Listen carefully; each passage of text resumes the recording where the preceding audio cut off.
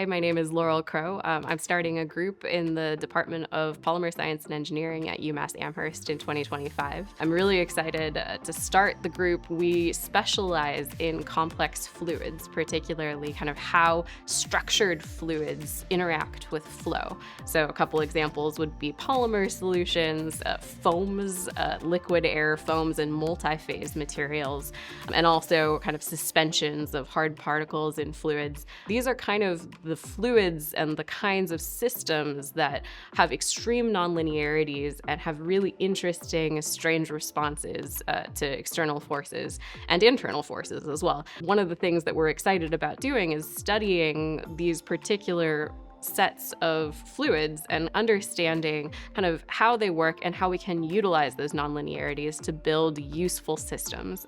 And from a fundamental perspective, it's the same toolbox that all biological systems use. These sorts of fluids are what every cell in organisms are built off of. And there's a reason that there are these particular systems that use nonlinearities that are not resistors and transistors and like how we as engineers build machines.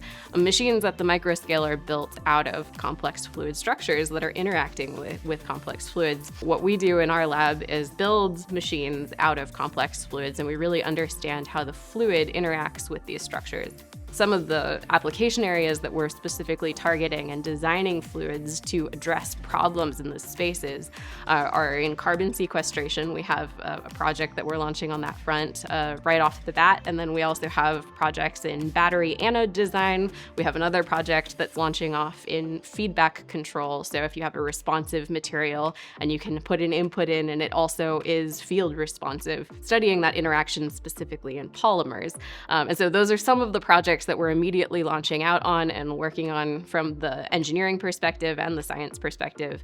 I think that for students thinking about doing a PhDs are really amazing opportunities to learn something that nobody else in the world knows about a deep scientific area, learning how to communicate that knowledge to the rest of society in a way that's accessible and they can understand and learn and listen.